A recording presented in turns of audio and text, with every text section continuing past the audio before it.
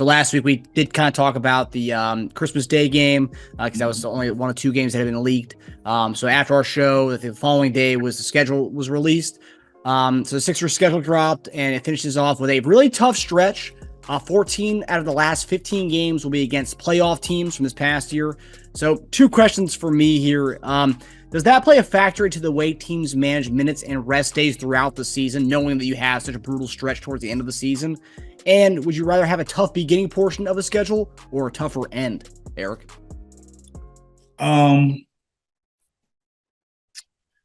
If I had to guess, not really guess, but just for a feel, I would say tougher in the end than the beginning. I think getting off to a great start helps the team, helps your confidence. At the end of the year, and I looked at that stretch, and I don't even think that's the toughest stretch of the season.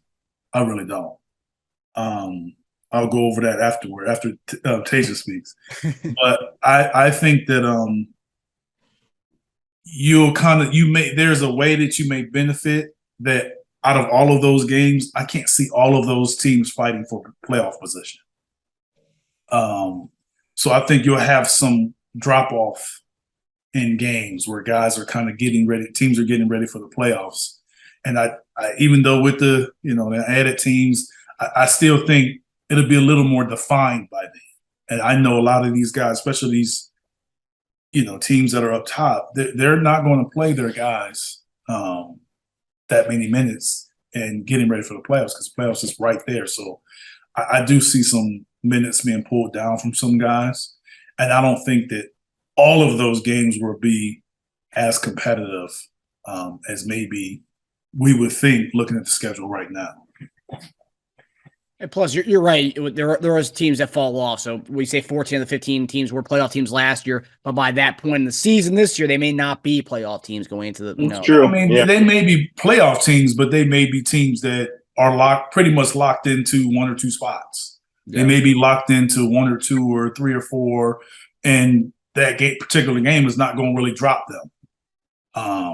So that's when you kind of like guys. So guys, if that's the case, and it's 2 weeks before, they're not going to play their guys 40-plus minutes. They're just not going to do it. And they'll try to win a game, but they're not going to, play 40-plus minutes. Right. Tej, what do you think about that last stretch? Well, to answer the first question, I don't think a tough schedule at the end should change how they go about it. I mean, we do have some older vets. Tucker, Harden, and Embiid kind of gets managed like an older vet, always has been. So, and Tucker and Embiid, man, they play hard. So, I guess you don't want to run out of gas, especially the way they all play, and the way Harden works with the ball in his hands. He does a lot of stuff with the ball in his hands. So, if they feel like they need to manage their minutes and rest days, then go ahead. But Philly's had a pretty good history with being cautious with injuries and because of how much we've been snake bit in the past with bad injuries. So I trust we'll just be smart with the minutes. I think it is better to have the tough part of your schedule last. I agree with Eric. I think the team will be more battle tested by then. They'll be more gelling by then because it is still a new team being put together. So they should be playing their best ball by then. So it's a good lead into the playoffs when you're playing your best ball to be playing against the best level of talent. So whether resting a couple guys or not, still, I'd rather have it be at the end. You don't think that's the toughest stretch, Eric? I'm looking at it right now. I'm trying to see where you're looking at. No, I think I see where you're talking about. The toughest stretch to me is mid-February. Yeah, that's the toughest stretch for me. So you coming out, so you got to hope that you have a good start going to the break. When you go into the break, say for instance, you're not, hopefully we're ahead and we got some cushion and we're playing well because you come out of that break and you just never know how coming out of break is going to look. So we come out of the break and the first game is at home against Memphis on TNT. You got to always remember national televised games. You never know how those are going to go. We got a lot of those. Memphis. The next game, home game, Boston, ABC. The next game at home, Miami. Next game at Miami. Mm. The game the next day. So when you play at Miami, then the next day you play at Dallas on TNT. Damn. 2 days later, at Milwaukee on ABC. 2 days later, at Indiana, game we should win. Rest day. But it's the last day of a trip. It's the last day of a 4-game trip.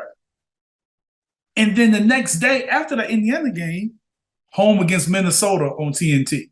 Mm. That's out of the All-Star break. Yeah. 5 straight road games right there. That's out of the All-Star break. Mm. So yeah, it's pretty tough. So when you're looking at a stretch, and that's a stretch where there is no questions about who's trying to win and guys rest. That isn't in the equation. Mm-hmm. Yeah, and you're rested at coming off the All-Star break. So you coming off the break, so that could determine a lot going into the end of the season. What we're talking about, that stretch right there could lead into. So then you know when this stretch is over, you're a month from the season being over. Yeah, this is only a few games from that stretch that you talked about. Mm-hmm. I know. Yeah. It's 1, 2, 3, 4, 5 games, and then you start that other really bad. And then you start that other stretch. Yeah, it's just a tough second half period, really. Yes, but that's what happens when you play on national TV. A lot when you play on national TV, and most of the NBA national televised games are backloaded. Because if we see now, I believe TNT. I don't even think TNT does Thursday games until maybe January now, Right after football season. Yeah. So most of those TNT and then ABC really only do Christmas, and then later in the season, most of those games now are backloaded. Mm-hmm. So from here on out, if they're doing a scheduling like that, most of the top games, if you're on national TV, will be later in the year. Yeah. Because of television. We have 34 national games. Yeah, it's 34 national. Well, not national, because is NBA TV considered national? Not really. I mean, national is it's a national game, but when you think national is more of TNT and ABC and ESPN. Yeah. Whereas NBA TV is like that, but that they use the local broadcast for that. Yeah. But I'll say bigger games, because that's what they're putting on NBA TV. It's a bigger game, right? 34 of those. Does that? I mean, I'm going to get the ticket no matter what, because if we're a huge fan. Yeah, I don't remember. It used to be a limit on how many games you could have nationally. It's a lot. When we were in Philly, we usually met that maximum, whatever it was. But I believe now, but we also didn't have NBA TV like that, not like it is now. Mm-hmm. Where they, really did. It was more of shows than it was games. Whereas now, what it means is just people that don't have to have the package to watch your games. But so yeah, I mean, it means that the expectations are higher. But like I said, most of maybe the NBA TV games you can have, maybe you won't have top teams and you can still be on NBA TV, but most of the ABC, ESPN, TNT games are usually top teams to be on national TV. Because I can remember when we played, we were never really at home on TNT because Thursday was a hockey day at Wells Fargo. I believe that they were Tuesday, Thursday, Saturday. We were Monday, Wednesday, Friday, and we split Sundays. So I don't believe we ever played a TNT game during the regular season at home. Wow. And that was always against a good opponent. They did a pretty good job of splitting it up. So it's 18 home for those games and 16 away. Yeah. That's pretty good. Yeah. Is there any TNT games yeah, a lot too. At home on Thursdays? It's now they do it. Now I don't think they do it, but yeah. At home on Thursday? I'm telling you, we never played TNT at home. Miami is at home on Thursday. TNT. So they totally changed that around from when we played. I know that was a long time ago, but I'm just saying it's just interesting that with TV, like, things move around a lot more. I'm sure they got rid of the particular days for each sport. But that's actually Milwaukee on October 20th is Thursday night game. Yeah. So it's like we never play home on TV. That's early. That's an early Okay, well. Wait, is it Thursday night TNT game? Yeah. The first week they have a game. The first week they have Tuesday and Thursday, which is what they call opening week or whatever. So the first week, TNT does Tuesday and Thursday. I think ESPN does Wednesday and Friday.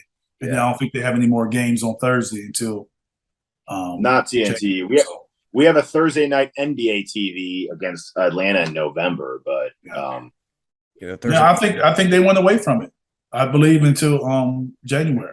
Yeah, because apparently TNT games ratings were being split between NFL football and the Thursday night NBA game, so that's why they went away and just did Tuesday nights until the season's over, and then once the NFL season's over, then they go to Thursday night again. Yeah, that's smart move by Turner for doing that. Yeah, it makes sense.